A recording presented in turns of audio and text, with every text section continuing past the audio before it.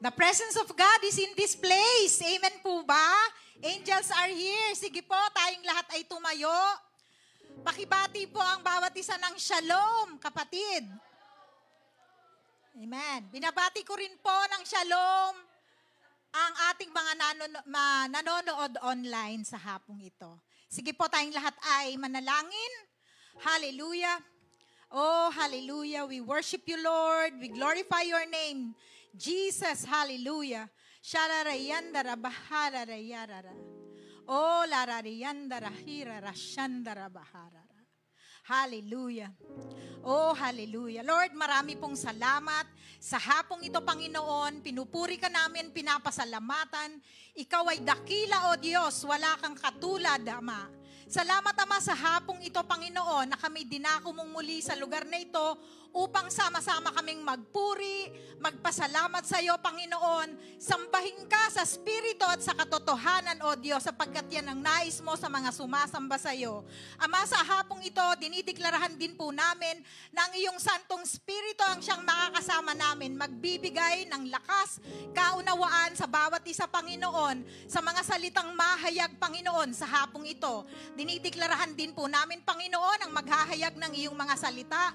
We declare, Lord God, blessings upon blessings. We declare anointing, Panginoon. We declare, Lord God, fresh revelation from your word, O God. Lord, salamat. Ikaw lamang, Panginoon, ang siyang patuloy na mapapurihan at maluwalhati sa hapong ito. Ang iyong pangalan lamang ang siyang patuloy na maitaas sa aming mga buhay. Let your wisdom, let your power, Panginoon, let your righteousness move, Panginoon, sa lugar na ito. Salamat, Ama, Lord. Patuloy kang mapapurihan at maluwalhati. Ikaw lamang, Ama, ang aming pupurihin at sasambahin, O Diyos. Salamat ng marami, Panginoon. Sa iyo ang lahat ng papuri, pasasalamat sa pangalan ni Jesus. Amen and amen.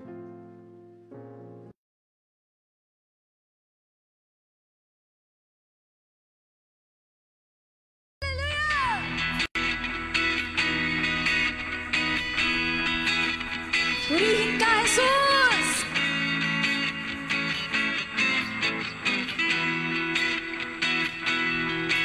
Umaaw, nagpupuri, nagdiriwang ang lahat. Papuri kay Yahweh, Yahweh, Yahweh. Lumalapit sa presensya mo, nagpupugay ang lahat. Papuri kay Yahweh, Yahweh, Yahweh. Come on, church!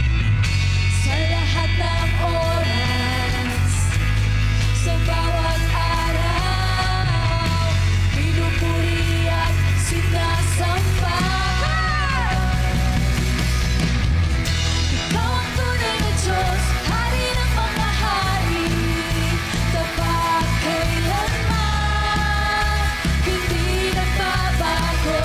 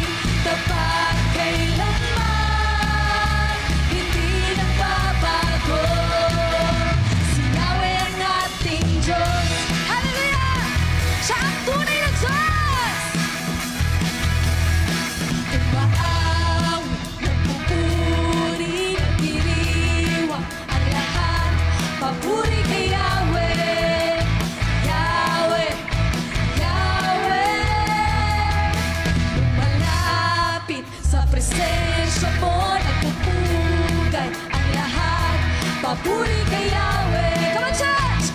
Yahweh, Yahweh, sa lahat ng oras, sa lahat ng oras, sa bawat araw, pinupuri at sinasamba. Awitin natin! Ikaw ang tunay na Diyos, Hari ng mga hari, tapat kailanman, hindi nagbabago. Ikaw ang tunay na Diyos, Hari ng mga hari, tapat kailanman, hindi nagbabago. Si Yahweh ang ating Diyos. Amen! Awitan natin ang Panginoon. Minsan pa, umaawi, nagpupuri, nagdiriwang ang lahat. Papuri kay Yahweh, Yahweh, Yahweh. Lumalapit sa presensya mo. Sa presensya mo, nagpupugay ang lahat. Papuri kay Yahweh, Yahweh, Yahweh. Sayang malakas sa tinig. Sa lahat ng oras, sa bawat araw, pinupuri at sinasamba. Purihin ka, Panginoon!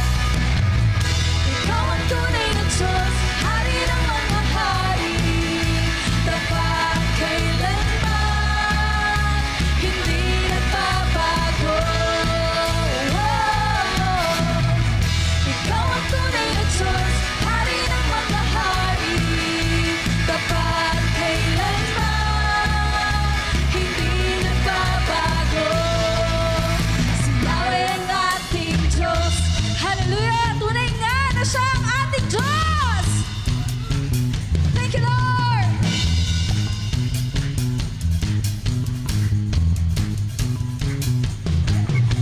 Pala'y bumubuhos na Yahweh, Yahweh, sa ngalan niya'y may kagalingan. Yahweh, Yahweh, sa Kanya'y may tagumpay. Yahweh, Yahweh, sigaw ng lahat ng nilalang. Yahweh, Yahweh, pagpapala'y bumubuhos na. Yahweh, Yahweh, sa ngalan niya'y may kagalingan. Yahweh, come on! Yahweh, sa Kanya'y may tagumpay. Yahweh, Yahweh, sigaw ng lahat ng nilalang. Yahweh, Yahweh, come on, church! Ikaw ang tunay na Diyos, Hari ng mga hari, tapat kailanman, hindi nagbabago. Ikaw ang tunay na Diyos, Hari ng mga hari, tapat kailanman, hindi nagbabago. Awitin natin! Hari ng mga hari, tapat kailanman, hindi nagbabago. Si Yahweh ang ating Diyos. Hallelujah! Siya ang tunay na Diyos. Si Yahweh ang ating Diyos. Come on, isigaw mo na malakas. Si Yahweh ang ating Diyos. Hallelujah! Hallelujah! Tunay nga na siya ang ating Diyos na tagapagligtas, ang Hari ng mga hari.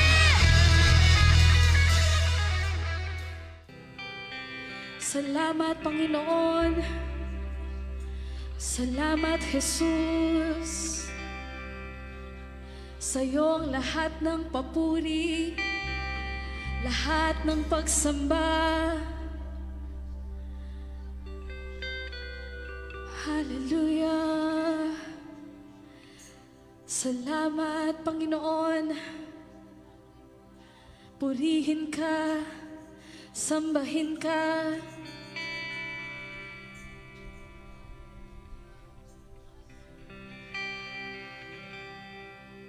Hallelujah.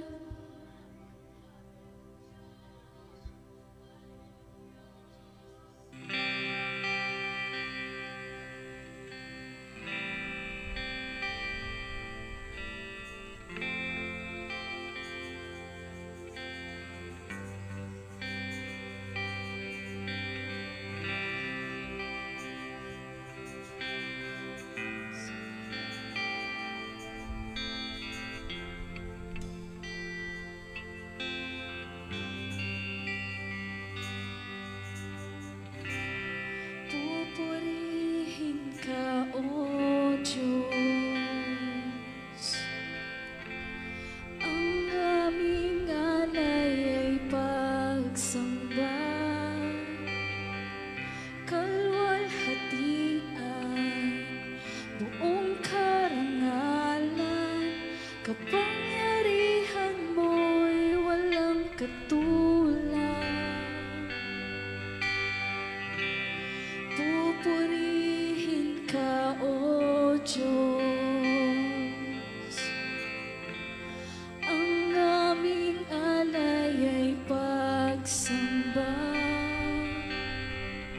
Kalwalhatian, buong karangalan, kapangyarihan mo'y walang katulad. Awitin natin. Ikaw ang tunay na Diyos, Ika'y walang katulad. Ikaw ay iisa, Ikaw lamang, wala nang iba. Sa'yo ang aming awit, dinggin ang aming tinig, isisigaw sa buong mundo. Pupurihin ka, O Diyos, ang aming alay. Ang aming alay ay pagsamba. Kalwalhatian, buong karangalan, kapangyarihan mo'y walang katulad. Pupurihin ka, O Diyos. Pupurihin ka, O Diyos. Ang aming alay ay pagsamba. Kalwalhatian, buong karangalan, kapangyarihan mo'y walang katulad.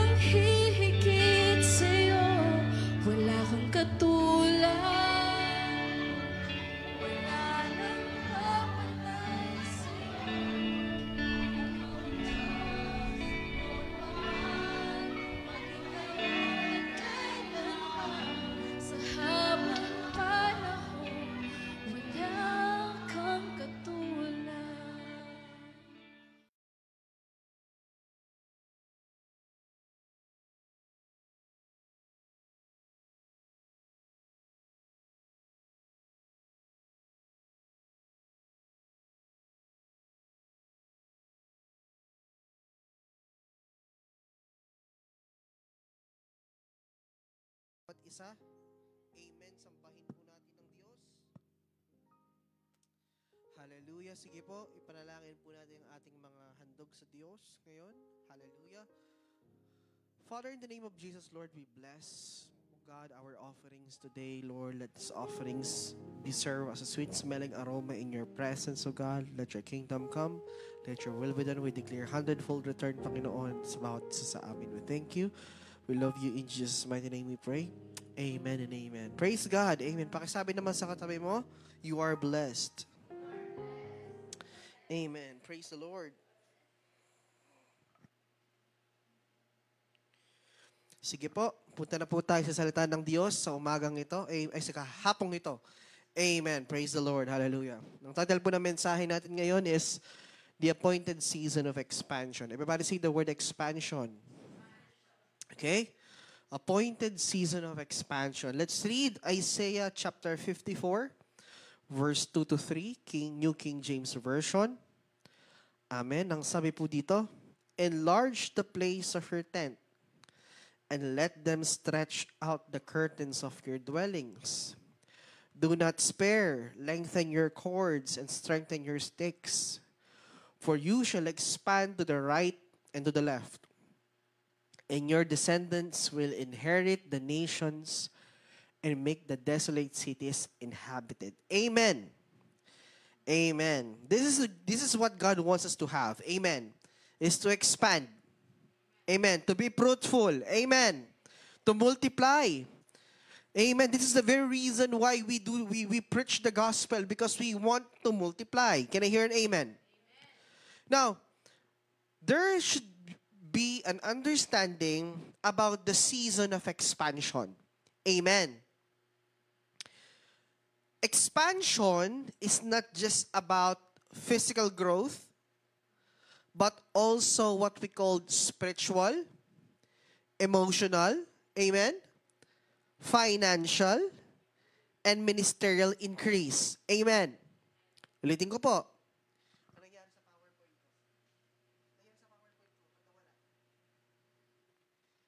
Again, when we are dealing with what we call expansion, it's not just about physical growth, but also spiritual, emotional, and financial, and ministerial increase. Because God has appointed time to enlarge your influence and territory. Amen. There was an appointed season that God will allow you to expand and to multiply. Amen. May ibinigay o itinakdang araw ang Diyos na kung saan He will enlarge your influence and your territory. Can you hear an amen? The reason why there is an expansion ng territory is because the level of the influence that do they have. Amen? International preachers have international influences. Amen? They could reach thousands and millions of people because of that influence that was given to them by God. Therefore, their territory expands. Can I hear an amen? Can I hear an amen? Many people likes to multiply. Many people want to have this kind of increase of influence. Many people wants to have a very large territory, but they became complacent. That's a problem. Amen. Yes, there's an appointed season that God will enlarge your influence and territory, but you have to prepare for it. Amen. And we have to accept the fact that this is what God has promised. Amen. Expansion is God's promise. Amen po ba? Ipinangako ng Diyos na magmumultiply tayo. Ipinangako ng Diyos na i-enlarge ang ating territory. Ipinangako ng Diyos na i-enlarge ang ating influence. Can I hear an amen? Can I hear an amen? Genesis chapter 12 verse 1 to 2. Now the Lord had said to Abram, here's what the Lord says to Abram. Get out of your country, from your family, and from your father's house, to a land that I will show you, and I will make you a great nation. I will bless you and make your name great, and you shall be a blessing. If we will evaluate the life of Abram, Okay? The life of Abram, no, he was already have a good life. Am I right? The Bible scholar says that Abram, before he was called Abraham, he was already have a good life. He already has a satisfying life. But this is what the Lord instructed Abraham. It's a promise that I leave your country, your family, your father's house. I will make you a great nation. This is what the Lord promised. So when God called Abraham or Abram, He promised to make him a great nation. Amen. Pinramis ng Lord yon, that God will make Abraham a great nation. So, God does not call us to expand without a promise. Can I hear an amen? God will not direct you to something without a promise. Amen. His words will assure that He has greater things ahead. Amen. Ulitin ko po. Hindi tayo tatawagin ng Lord na mag-expand kung walang kaakibat na pangako. However, expansion requires faith and obedience, and Abraham had to leave his comfort zone. Here's the deal. Many people, as I've said, marami pong taong gustong mag-expand. Tama? Maraming taong gustong mag-multiply, but they don't want to leave their comfort zones.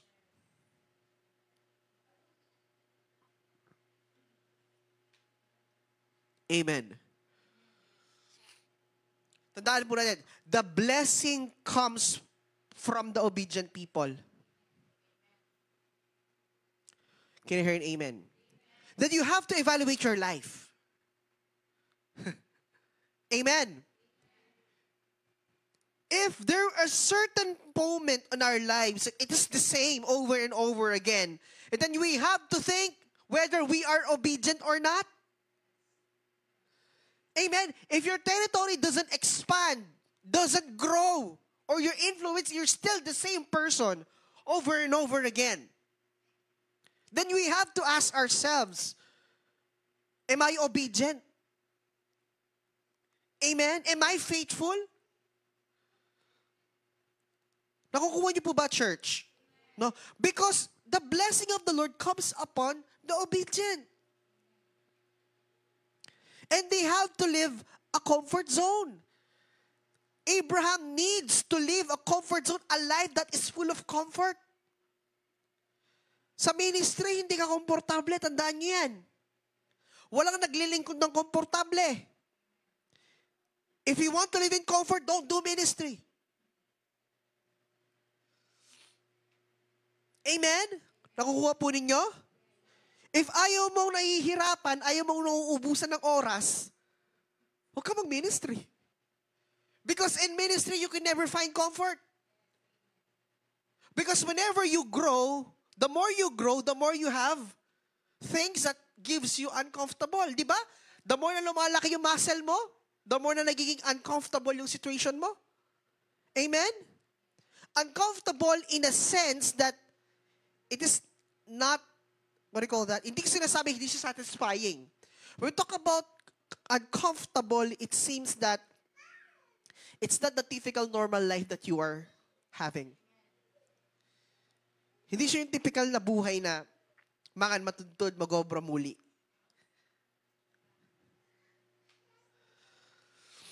Amen. Now, we have to trust that God has planned for our expansion and be willing to leave the old mindset, old habits, or even the environments that limit us. No, one of the reasons when we talk about comfort zone, it's not just a place, but rather the old mindset that you have. Amen. The old habits that you do. Okay? Di ba kapag old mindset, okay na ako, Kenny. Amen? Okay na akong atsu, Kenny. Okay na ako mong mag-assist. Okay na ako mong atsu backline. You know, if you want to expand, then you have to do something about it.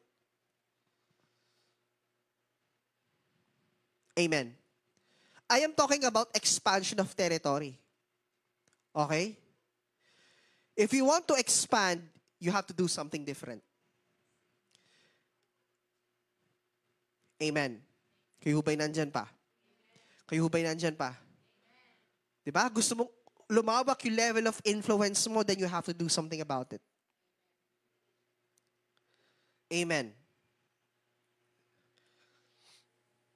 Number 2, since expansion is God's promise, number 2, expansion requires preparation. Okay. Gaano ba kahalaga ang preparation? This is what Isaiah 54 verse 2 says. Enlarge the place of your tent. Luke chapter 5 verse 4 to 6 says, launch out into the deep and let down your nets for a catch. No? It is God who calls us to enlarge our capacity before He sends an increase. Can I hear an amen? Before God will send you an increase, He wants to make sure that your capacity is enlarged at the same time. If God wants to fill this, He will make sure that the one that you will receive can carry what He's going to send you. Can you hear an amen? If, let's say, if God will give you 30 kabans of rice, and you're not well ready to carry the 30 kabans of rice. Am I right? Are you getting the point? Are you getting the point? Before God will send you a car, you must have a garage first. Can you hear an amen? Many people wants us to have this kind of life that they really want to, Lord, kalwat. Huh? But the question is, enlarge ba yung capacity mo? Hello? So you have to be prepared for it. You have to be ready on it. And sometimes, in Luke chapter 5, if you'll evaluate that when Jesus went fishing with Peter, He asked something that doesn't make sense. No fish. Walang fish, di ba? Alangasan. But God asked Peter to throw the net to the sea waters. Amen. Jesus instructed Peter to cast his nets into deep waters, and Peter had acted in obedience even though what Jesus instructed doesn't make sense. Amen. There will be certain moments that God will instruct us na hindi siya nagme-make sense. Parang, are you sure, Lord? Makapatay lang ba, di ba? Oh, you have to, please go to this person, pray for him. Why, Lord? Parang hindi siya nagme-make sense. Look at what Jesus instructed Peter. Peter said, Lord, walang huli. But Jesus said, cast down your nets. Okay? Jesus fed the 5,000 men. Pakanantala. Sabi ni Jesus, pakainin natin sila. It doesn't make sense. Kasi walang pagkain. Meron man, 5 tinapay at 2 isda. Di ba hindi nagme-make sense? Okay? But how does the miracle happen? It's because of that act of obedience to what Jesus instructed to His people. Amen. If you are praying for an expansion, ask yourself, am I ready for what I am asking? Hello po.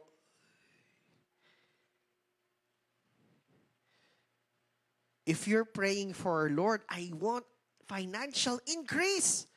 But the question is, are you ready for what you're asking? Are you faithful enough? Are you a good tither? Hello? Amen.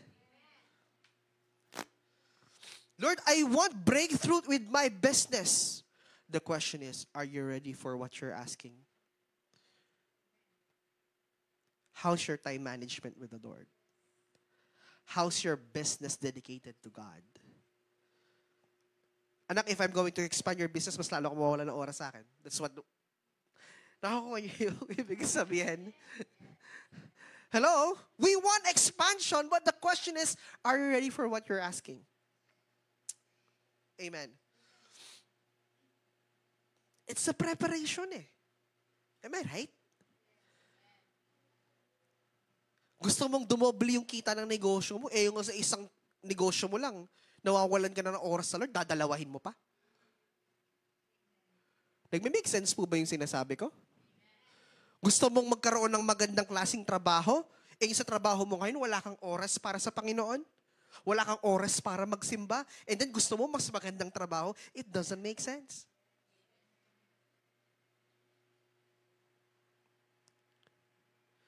Hallelujah.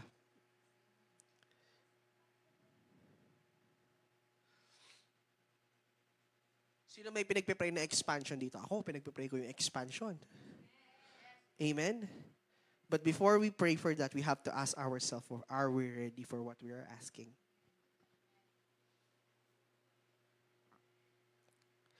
Amen.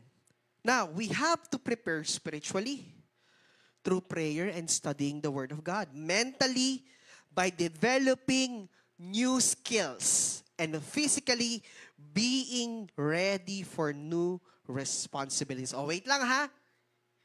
Isa-isahin natin. Prepare spiritually. Sobrang mahalaga yan. That you have to be equipped with the Word of God. And of course, you have this kind of sensitivity, discernment comes from the Lord. You are empowered by the Holy Spirit. You are very sensitive in the presence of God. It's so important. Amen. O ito, number 2. Mentally. By developing new skills.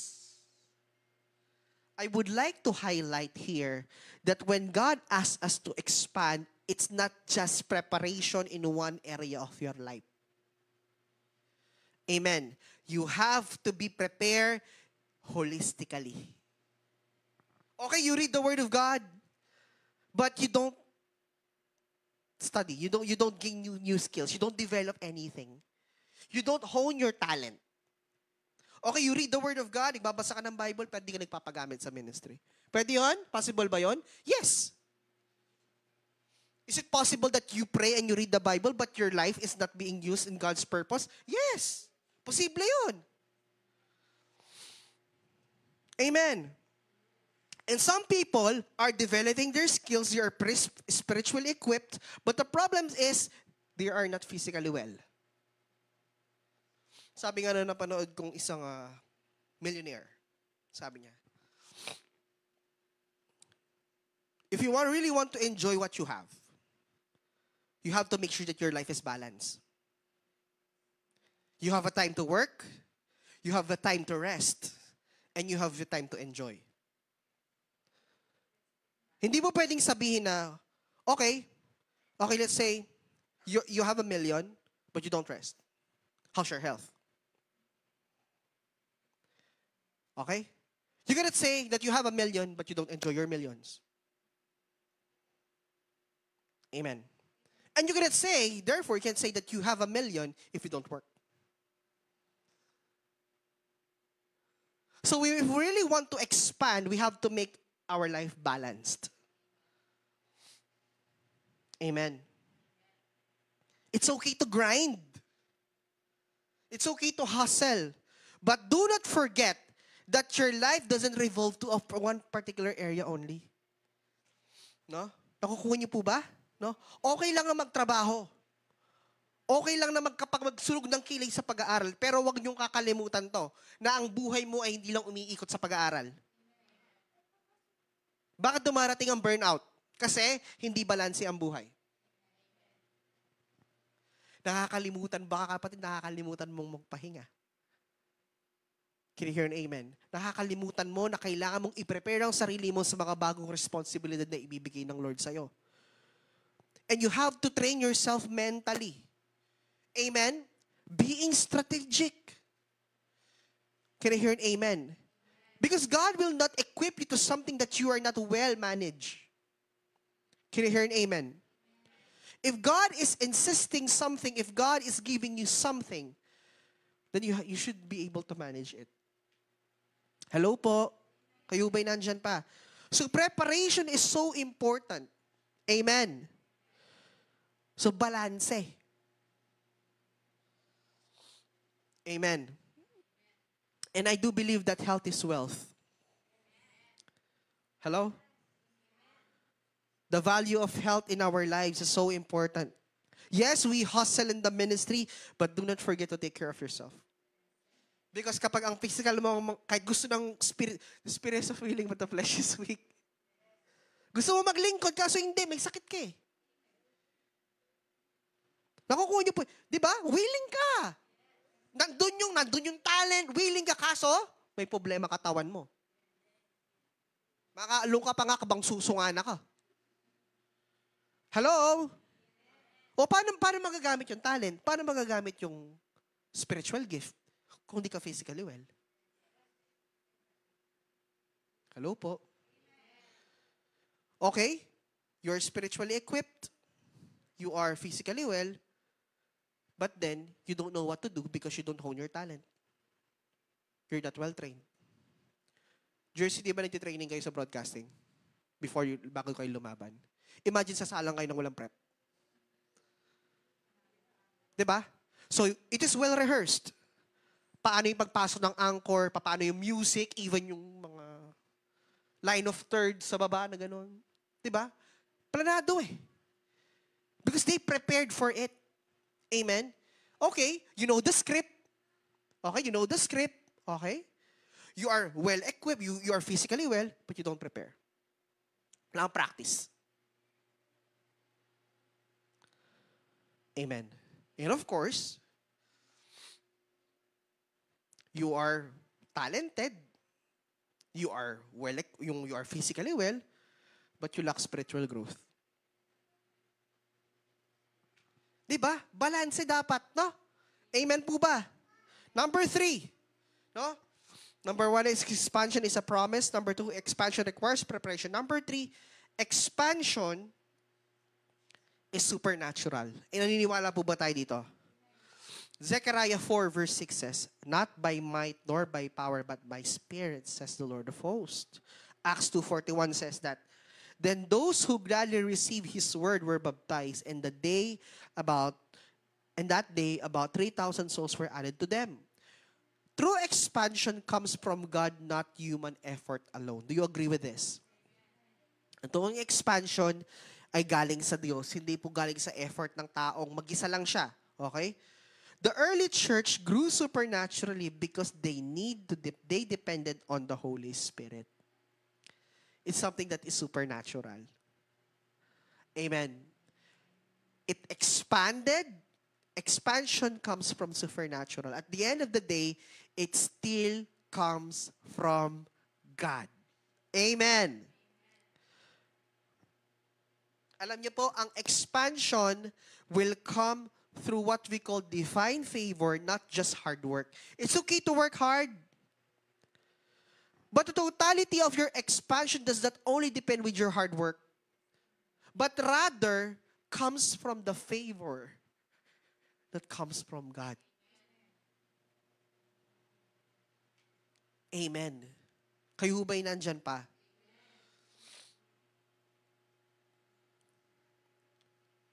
It's so important that we are empowered by the Holy Spirit every single day of our lives if we really want to expand. Amen? Everybody say the word supernatural. When we talk about supernatural, things that happen beyond natural. At yung mga bagay na nangyayari beyond natural, it's God. Amen po ba?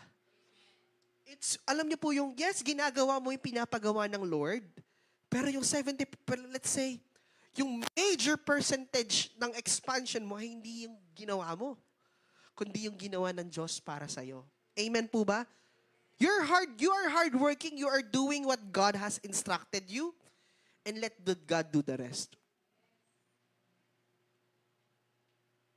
Amen. Sabi nga, di ba, you cannot achieve righteousness by your own works. Di ba? You cannot achieve righteousness by your good works. Because you're hardworking, you are righteous. No, it's not. It comes from what we call divine favor. Amen. You are righteous not because of your effort, but because of what the Lord Jesus has done in your life. It's a divine favor. Amen. The reason why you are expanding right now, it's not because of your hard work, but it's because of what Jesus done for you. Kayo ba'y nandyan pa? Amen. Now, we have to seek the Holy Spirit's guidance in every decision. It's okay to be skillful. It's okay to be talented. But do not depend solely on your skills. Trust in God's supernatural provision.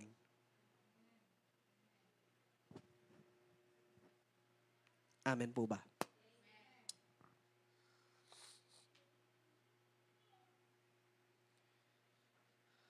Amen. Can I hear an amen? It's supernatural provision. May ginagawa po ang Diyos. Amen po ba? Now, let's talk about what are the barriers to expand? Ano yung mga hadlang? Bakit hindi tayo nakakapag-expand? Okay? Sometimes, what hinders growth is not God's timing, but our mindset and actions. Diba? Gusto ng Diyos eh. Actually, desire ng Diyos yun eh. Diba? Na mag-multiply tayo, mag-expand tayo, pero yung utak mo hindi pa handa. Hello? Gusto mo maging CEO, pero yung utak mo hindi pang CEO. Hello?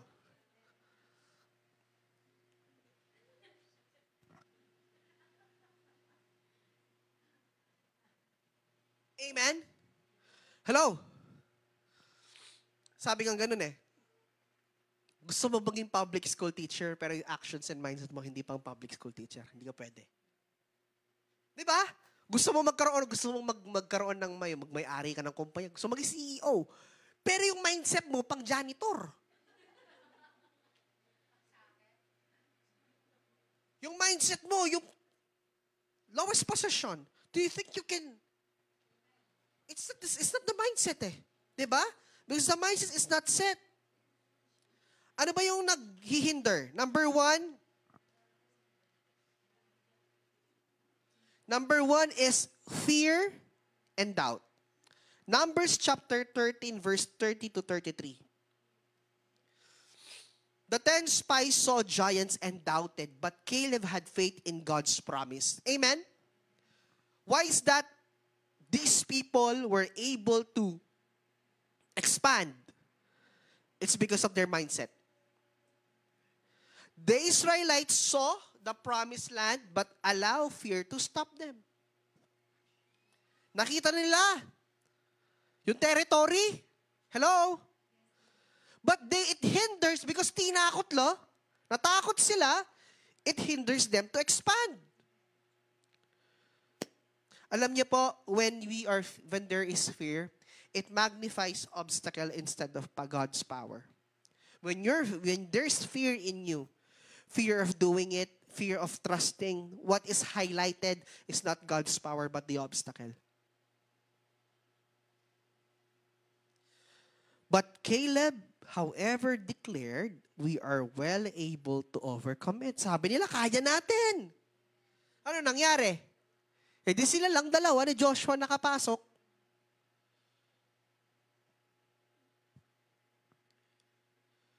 Mga kapatid, do not focus on the size of the challenge.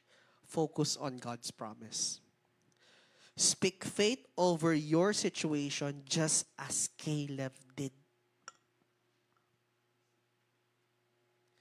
Amen. Kayo ba'y nandyan pa? Fear and doubt are one of the barriers to expand. Number 2, complacency. Ayan, gusto ko pag-usapan to. Okay? Deuteronomy chapter 1, verse 6 to 7. You have dwelt long enough at this mountain. Turn and take your journey. Revelation chapter 3, verse 16. Because you are lukewarm and neither cold nor hot, I will vomit you out of my mouth. Look at this one. Alam niyo po, comfort zones hinder expansion. Kapag sinabing complacent ka, ano ibig sabihin nun? Kapag sinabing complacent ka, ibig sabihin, masyado kang kampante. Amen. When you are complacent, ibig sabihin nun, mga kapatid, ang gusto mo, palagi kang komportable, palagi kang okay. And you know that comfort zones hinder expansion. The Israelites stayed too long in one place. God had to push them forward. Diba? Ba't sila tumagal? Kasi ayaw nilang mag-move forward. Okay na sa kanilang umuulan ng mana. At umuulan ng pugo. Diba? Ano ginawa ng Diyos? God pushed them forward. Ito yung nakakalungkot, kapatid. Spiritual complacency or what we call lukewarmness can stop God's movement. Ano po yung lukewarmness? Maligamgam. Dalawa yun eh. Ang mga malalamig, yung mga hindi Kristiyano yan. Di ba? Yung mga mainit, yun yung mga on fire sa Panginoon. Eh yung lukewarm, sino sila? Yapin la pura yung amo ng atsula, amo ng alalo.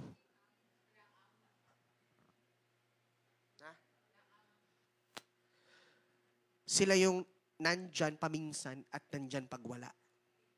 Minsan nandyan, minsan wala. Real talk. And this is God wants to, ito reminder to. Balo yun po nila malakwan ka rapture.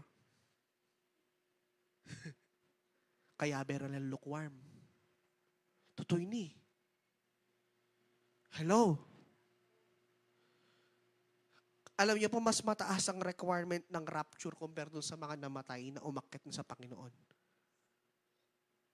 Sa rapture, kailangan on fire, kailangan nag-aapoy ka sa Panginoon. Amen. Kapatid, nung lukewarm ko, if we are lukewarm, amo nang atsuta mo na, amo nang alata, amo nang mag-ministry, tamo, amo nang ali. Amo nang sunod, amo nang ali. That's lukewarm. Bakit po ganun sila? Kasi po, yung comfort, kung saan sila komportable, since may oras ako, sige magmi-ministry ako. O wala akong oras, hindi ako magmi-ministry. Are you getting the point? Because they are looking for comfort. Saan sila mas okay? Kapatid, hindi ganun yung ministry eh. Even though sometimes, Ma'am Shi, right? You're not feeling well, but you have to do it. Sometimes you're very, very tired, but because the ministry needs you, you have to do it. Kahit napuyat ka, may nagpapapray, kailangan mo mag-pray. Amen? In the midst of your journey in Lord, there will be some things that God will ask you to give up. Napakahirap nun. Yung mga bagay na gusto-gusto mong ginagawa natin, sabi ng Lord, tigilan mo yan. Diba? Napakahirap nun. Lalo na ito sa mga kabataan. Hingin ng Lord, isuko mo yung social media mo. Boom. Hingin ng Lord, sabihin niya, i-delete mo yung ML account tsaka COD account mo.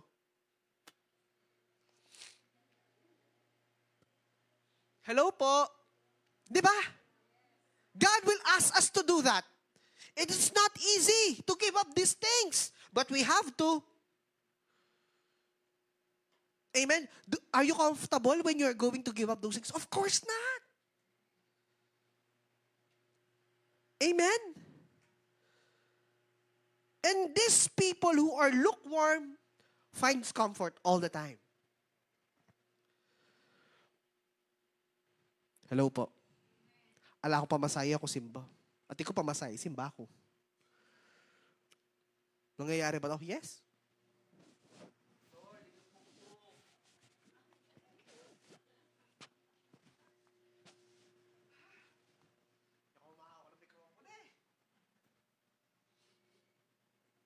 Hello po. Hello po. Nangyayari ba ito? Nangyayari yan. Wala akong masakyan, hindi ako magsisimba. Kung masasakyan ako, magsisimba ako. Alam mo kung mainit ka sa Panginoon, wala kang pakialam, magsisimba ka. Magba-Bible study ka. Hahayo ka. Amen? Mainit ka eh.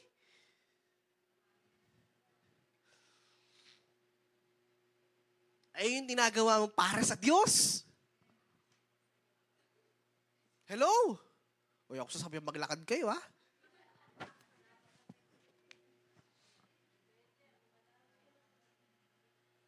Amen?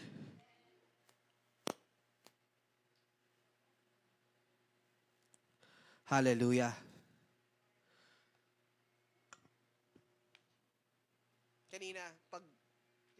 Actually kahapon ko lang nalaman ako yung preacher. Kahapon nung tinignan ko yung ano. Kasi nga, di nagdo-notify sa akin eh. Kanina, alam nyo ba, kanina pagdating ko ng bahay, ayoko nang umalis.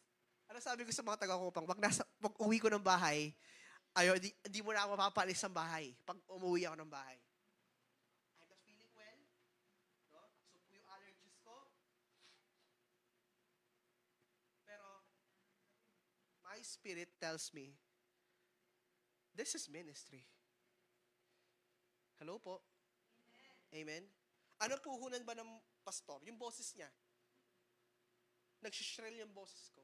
I'm not comfortable. Sinisipon ako, hirap ako magsalita. But does it stop me to do it? Of course not.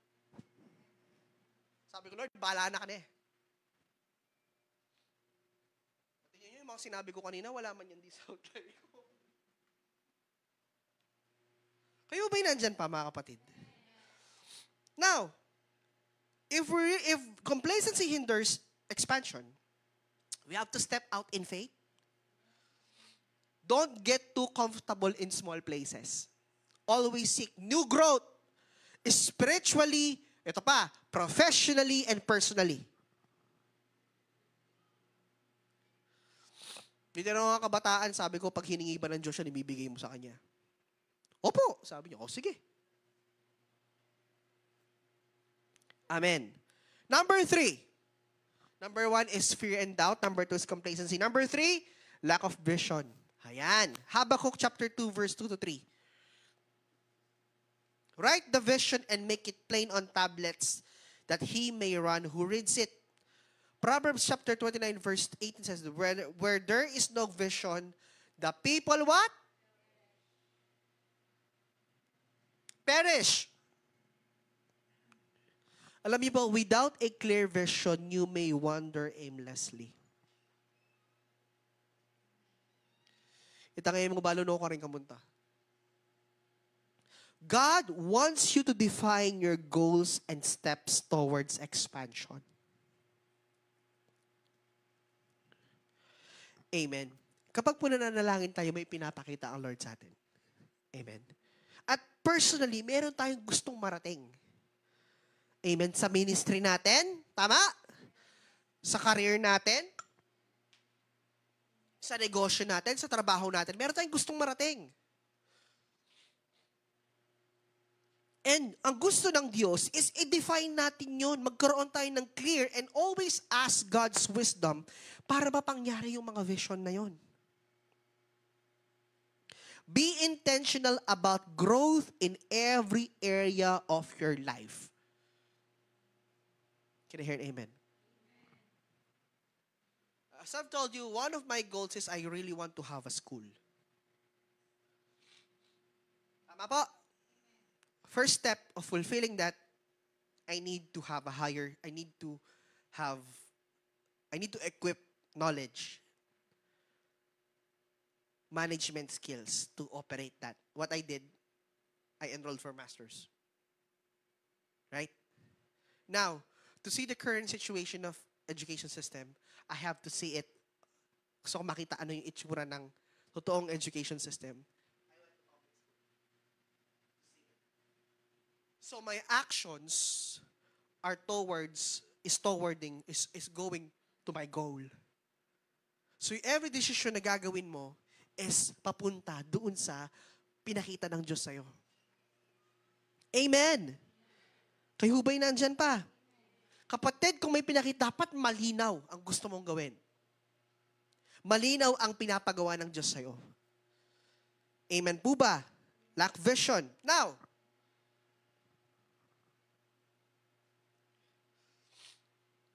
ano po yung tatlo na naghihinder?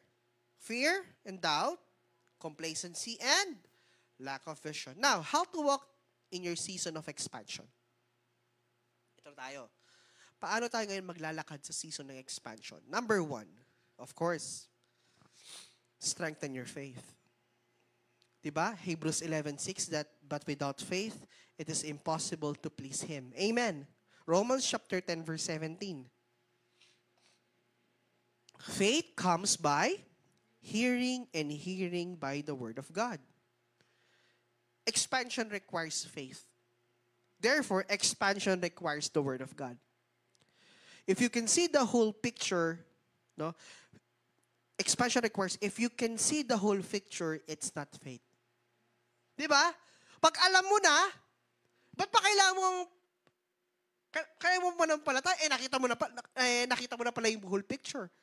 Kailan ba nagagamit ang faith? Sa mga bagay na hindi mo nakikita.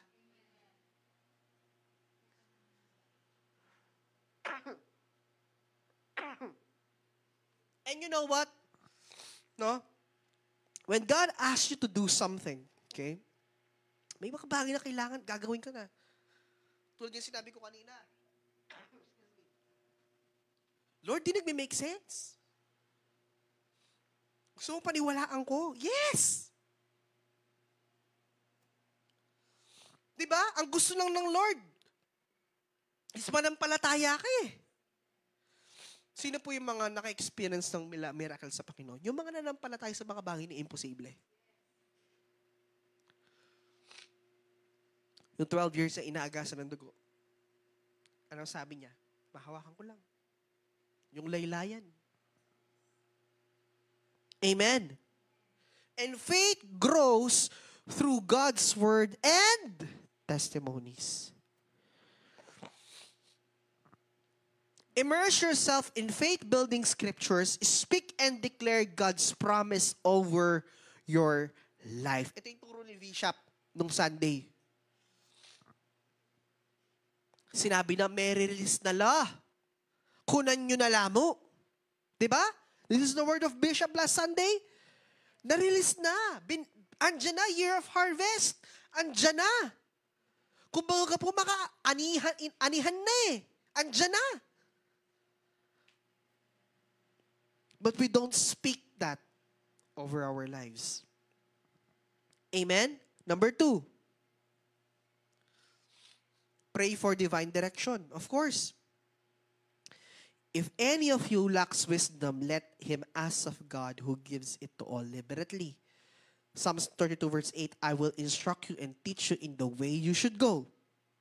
Every season of expansion requires wisdom from God. Ano kasi yung wisdom? It is what? It is what? The application of your understanding. Can you hear an amen? Wisdom, hindi talino, hindi lang basta talino.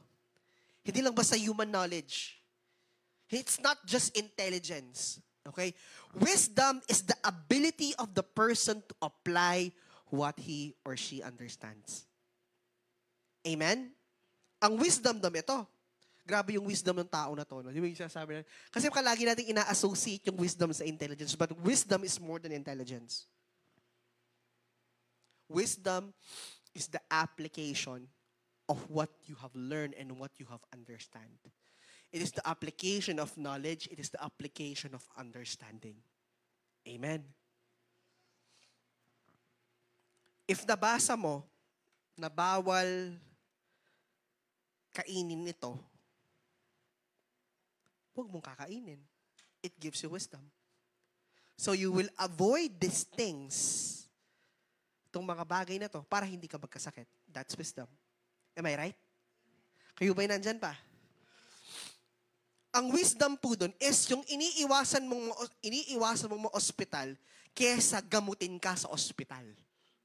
Hello? Ang wisdom doon, naiwasan mo. Hindi yung ginagamot ka.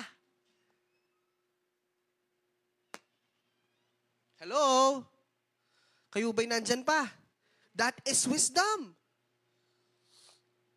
Amen. Yung application ng knowledge and understanding, that is wisdom. Ina-apply mo yung natutunan mo sa Bible, sa buhay mo. Ginagawa mo yung nabasa mo. Amen? Kaya nga anong sabi, di ba? Anong gusto mo maranasan mo muna bago ka umayos? Or pwede kang umayos nang hindi mo nararanasan?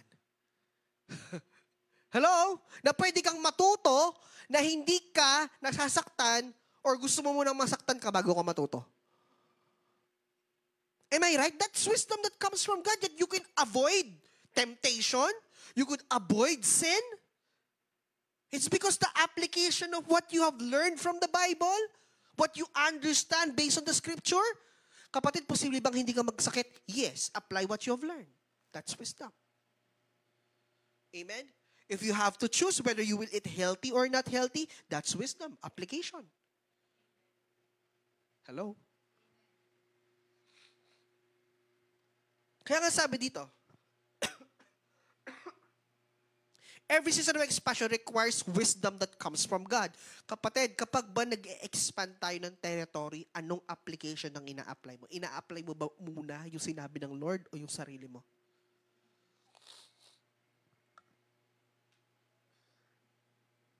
It's true na it's sobrang mahalaga po na kapag magde-decision tayo, major decisions, i-align muna natin dun sa sinasabi ng salita ng Diyos.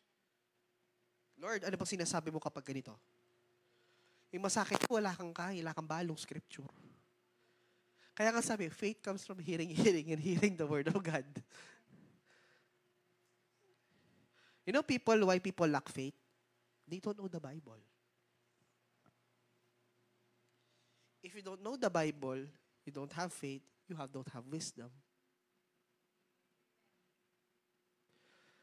Hello po. Ano kaya sabi? People are perished because of lack of knowledge. Am I right?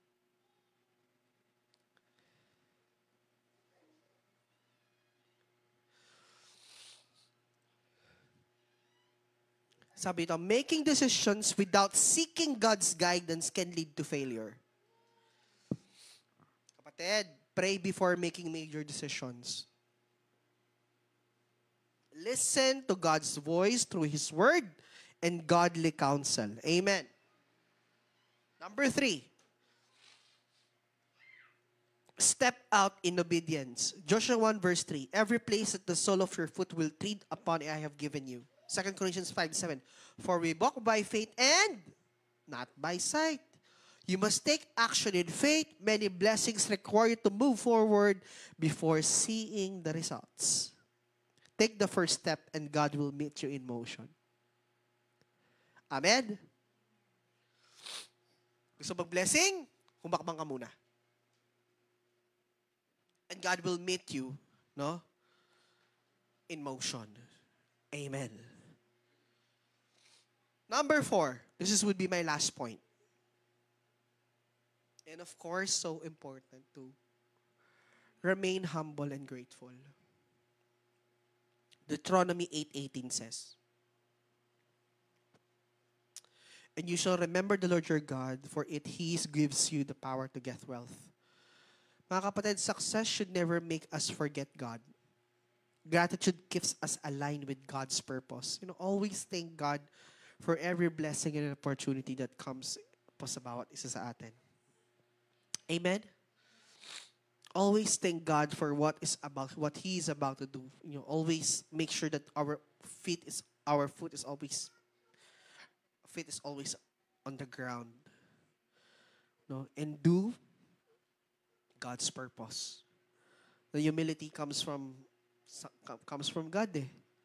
Amen. No matter the achievements, how great your achievements are, at the end of the day, lahat po yan galing sa Panginoon.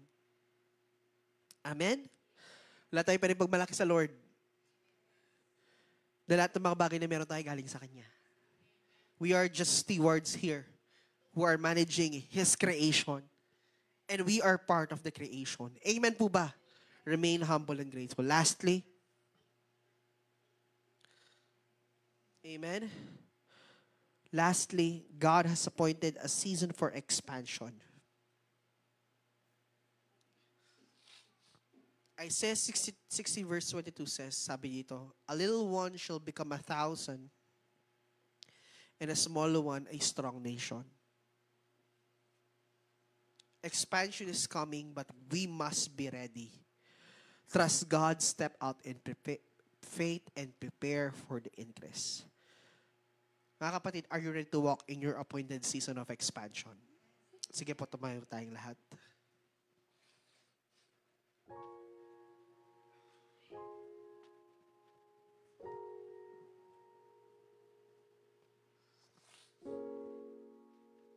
Let us pray. Father, in the name of Jesus, Lord, we thank you, God, for this appointed season that you have given us. Lord, we know and we believe, oh God, that your goal, your desire is to expand our territory.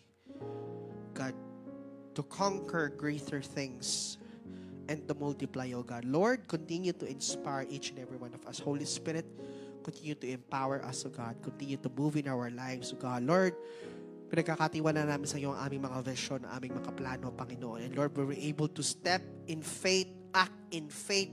Lord, continue to decide and make decisions in accordance to your word and in accordance to your will. Magawa namin ng tama, Panginoon, ang iyong mga kalooban sa bawat isa sa amin. Lord, we declare and we decree, O God, that we are blessed, that we are highly favored, O God. And Lord, continue to make our feet remain the ground. Always be humble and grateful, Panginoon. Maraming salamat, Panginoon, for you deserve all the highest praises and glory. We thank you, we love you. In Jesus' name we pray. Amen.